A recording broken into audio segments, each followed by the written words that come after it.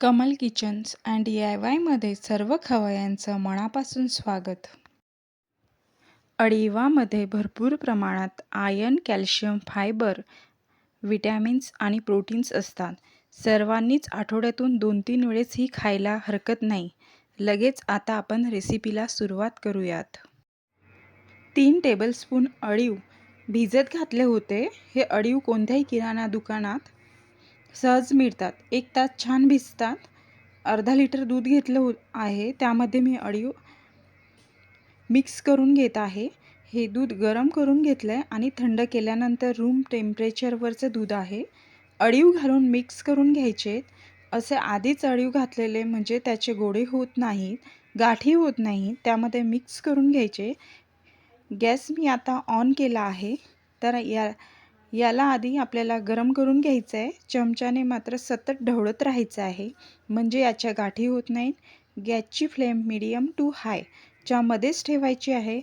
आता याला आपण छान उकळून घेऊयात. याला एक उकळी यायच्या आत आपल्याला 1 वाटी साखर घालायची आहे.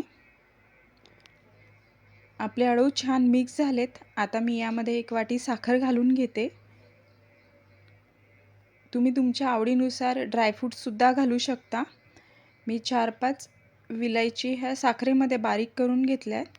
आता मी यामध्येच ते घालून घेते आणि छान मिक्स करून घेते. ड्रायफ्रूट्समध्ये आपण काजू बदामाचे काप किंवा चारोळी घालू शकता. आपल्याला यामध्ये जर गूळ घालायचा असेल तर आपण खीर शिजल्यानंतर खाली उतरून घ्यायची आणि नंतर यामध्ये आपल्याला गूळ घालायचा आहे. आपल्याला ही खीर सतत ढवळत राहायची आहे. याला आणखी उकळून घेऊ आणि तुम्हाला खीर जशी पाहिजेशी ठेवायची असेल, कारण अळीव शिजायला फार वेळ लागत नाही, त्यानुसार घट्ट किंवा पातळ जशी पाहिजे तशी याला उकळून घ्यायचं.